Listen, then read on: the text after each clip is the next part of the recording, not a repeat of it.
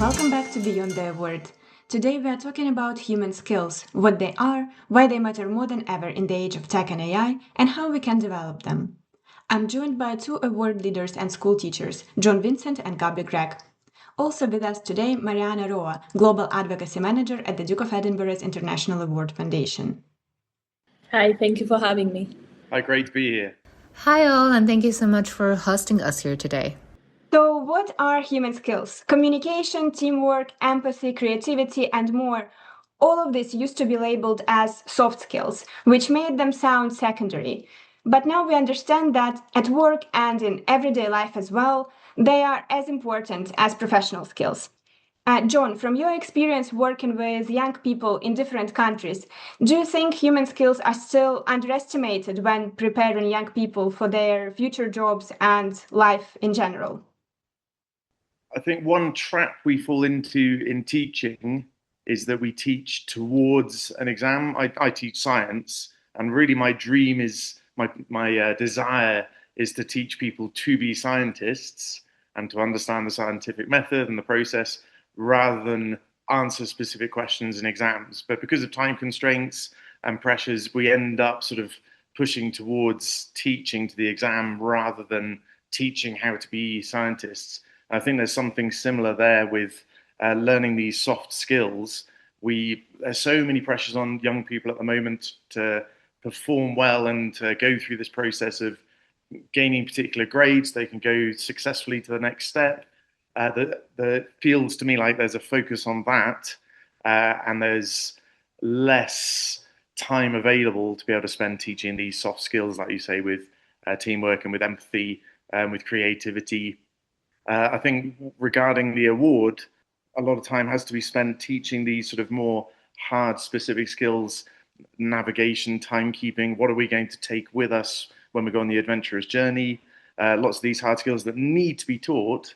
Otherwise, the students are going to arrive late and underprepared for their journey without the correct food. And maybe they're going to not understand how to use the equipment, the cookers, the tents. So we do need to spend time teaching those skills. I'm also a science teacher, and I think recently there is a lot of academic pressure on students driven to exams. At the end of the day, here in Gibraltar, at least we follow the national curriculum like in the UK. So they, at the end of their formal education, they sit GCSEs, A levels, and there is very little room within the specification to venture out of these the constraints of what we mean by the curriculum, etc. So within these soft skills, so things like critical thinking, etc., you try and embed within problem solving, etc., but there's not really enough time if you need to cover so much content. So I think that's where the award really does come in, the importance of it to build this resilience, the work ethic, the leadership, something like flexibility. And that, I think, I know what you mentioned, John, in terms of developing the map reading skills and navigation, etc. But I think a lot of these soft skills are partly self-discovery within the participants. You know, when they're out on an AJ and they face an unfamiliar scenario, how do they overcome this? Because ultimately they're just there with themselves and their team. So I think these soft skills are really important and developed a lot of the time within the participant, or if they go and they're volunteering, you know, they need to keep track of what they have to do week in, week out. So I think that's the real importance of it all as well. I agree with Gabby that so many of these human skills is part of self-discovery, but I also think Gabby and John make a great point about the complementarity of formal education and informal education, which I think on a deeper level is really about the complementarity of human skills, such as the ones Gabby and John mentioned: critical thinking, flexibility, resilience, but also empathy, creativity, acting as key enablers that allow to build cognitive skills such as numeracy literacy further.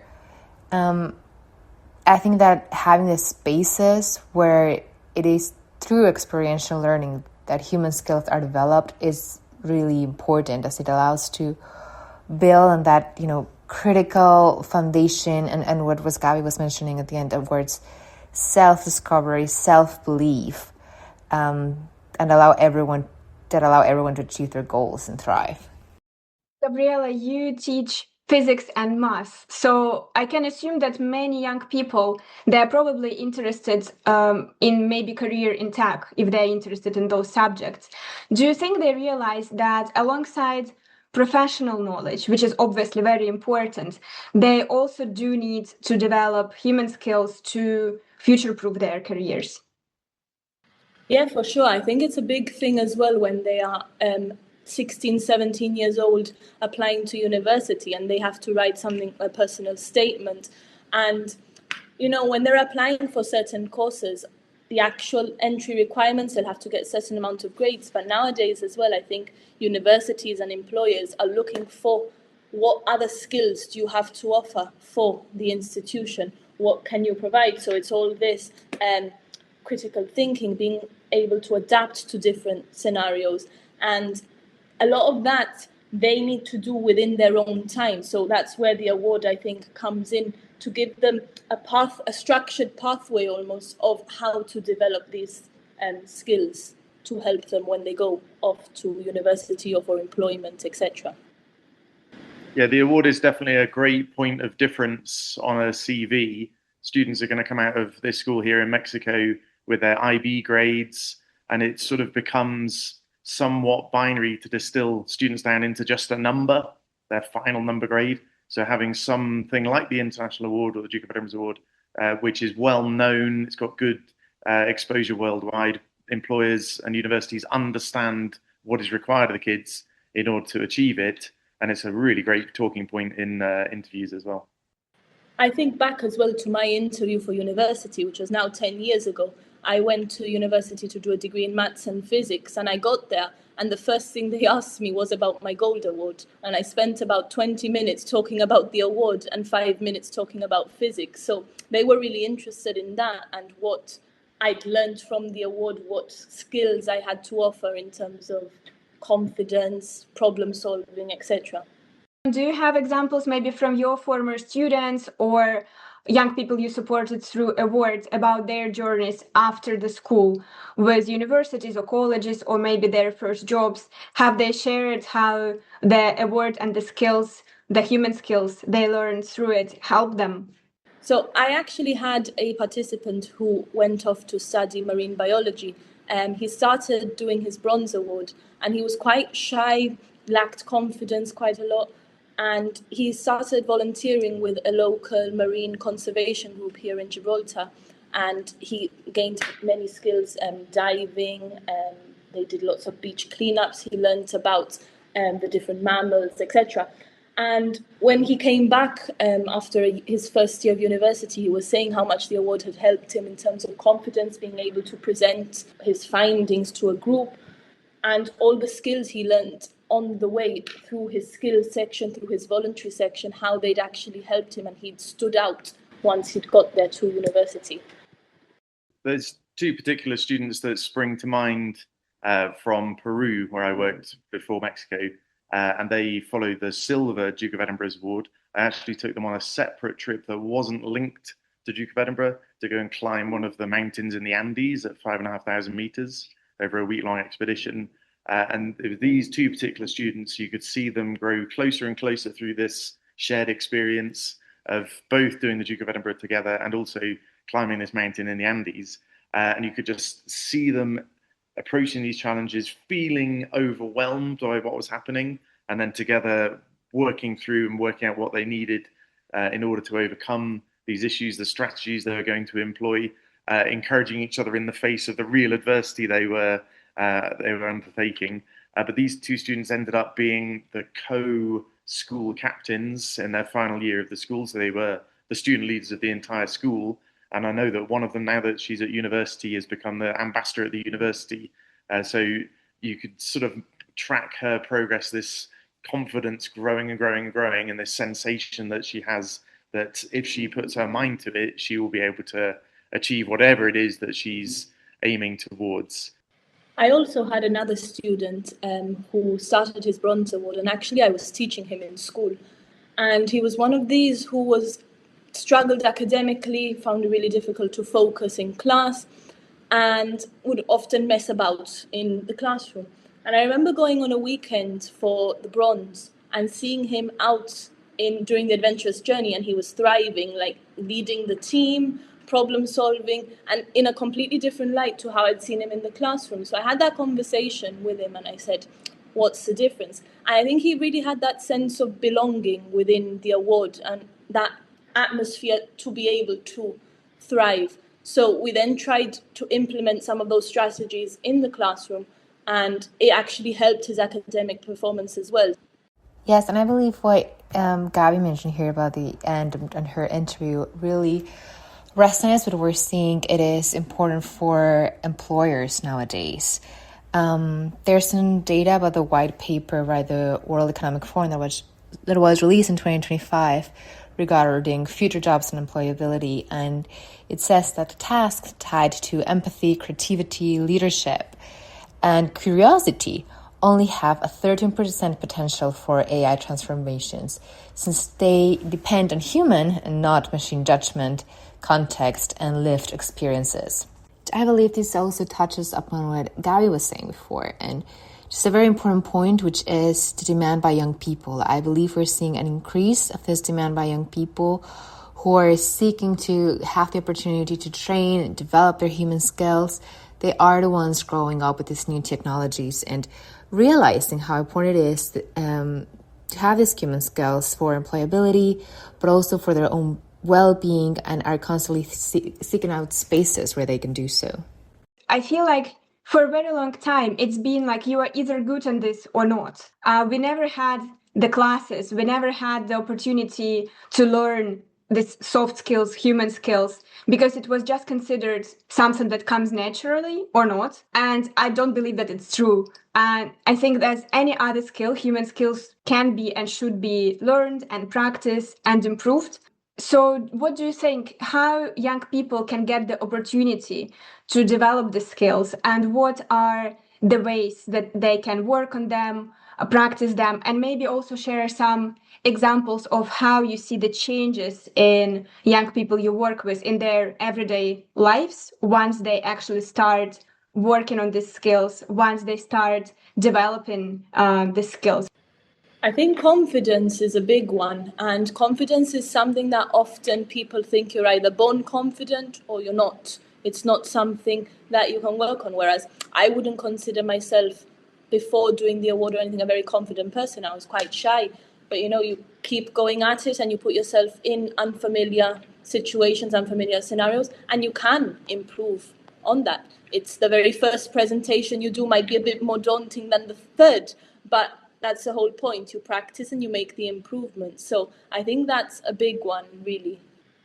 Yeah, I think there's many opportunities with Duke of Edinburgh to sort of throw these kids into the deep end with these situations.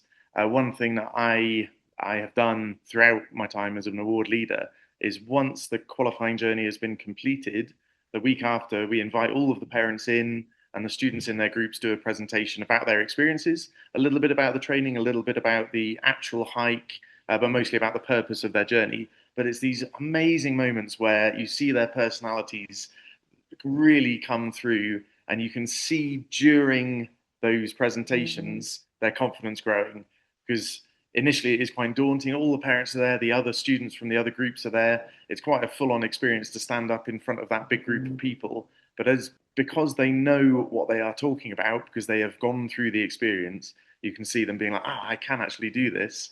And they start speaking with more and more clarity and confidence. There's really, really beautiful moments in those final presentations that we do. I think another big one is communication, because the award brings young people together. They have so much more opportunities to work in teams, communicate with each other, develop those connections, because some kids, they might feel a bit more solitary naturally. They might be a bit less extroverted as other children. And I think this is also important to give these opportunities for young people to communicate and form some group connections. Yeah, I think that's a good point that you mentioned, that ultimately especially for the adventurous journey, when they go out there, they are walking or whatever other form of transport they might be using themselves within that group. So they really have to make those connections with each other and bond really to work as a team together to solve different problems. It might be a straightforward path. It might be one that they need to discuss. Which way are we going? Is this something that they'd planned for? Is it something that's popped up that they need to deal with? Well, there's also the very real flip side to that, which is when they don't work together as a team and there's genuine conflict within the groups. People are annoyed with each other, and part of that is this unconscious background stress that's going on. You're far away from home, you're tired because you haven't slept well in the tent, everything tastes of ramen, like the whole thing isn't that comfortable, but these are all subconscious stresses acting in the background. And then there's one person in the group who starts whistling. You're just like, oh my God, this person's whistling is so disproportionately irritating. And if I took that person whistling in isolation when we were walking in the city somewhere, it wouldn't even register. I really enjoy highlighting that with the kids. And the trick then is to try and get them to understand how to apply that to wider life. Are they then able to identify stressors in their life and do things to mitigate those stresses? And how well are they able to identify these moments when they are responding disproportionately to whatever it is that they're finding irritating? Resolving conflicts, recognizing that it isn't going to be plain sailing the whole way through there. You are going to have, inevitably, there's going to be the person you want to hang out with the most and the person who you'd rather avoid. But you're in a group, you have to work together. You're going to have to cook and navigate and share a tent. How is it that you're going to manage those situations? I think you've got the point exactly right as well, that in terms of these unfamiliar scenarios, they're going to be stressed, etc., that will all be applied later on for them in life. So I think it really does set up young people for the future world of work and just life in general. So I think that's a big point as well of how they resolve conflict within each other and how they move forward.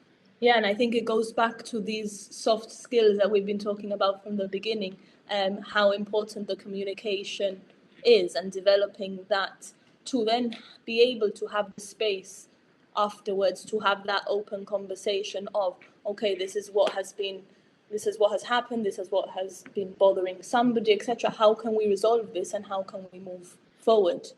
Communication and conflict resolution and stress resistance, all of that is extremely important for job environments, but also even in everyday regular personal life. You need to know how to communicate with people on everyday basis. You need to know how to resolve a conflict, whether it's in your local shop, in your family, doesn't really matter. It's such an important skill.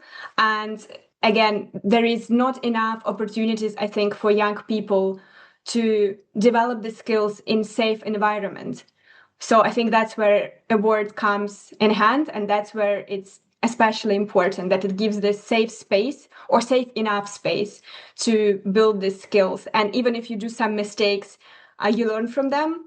Absolutely. I think particularly in a world of rapid technological change, global challenges, evolving labor markets, where we need to constantly upskill and reskill, adapting quickly, everything that you're mentioning on collaboration, stress management, props to you, John, for all the work you're doing on this. Communication, confidence are the skills that are going to set us apart, not only in the labor market, but as I said before, for really civic participation, individuals' well-being. I think for us, investing in human skills is investing in the foundation that allows young people to rise to the challenges and opportunities presenting. I think the defining question is not only how young people engage with emerging technologies, but whether they will develop the human skills to shape their use with judgment, purpose, and responsibility.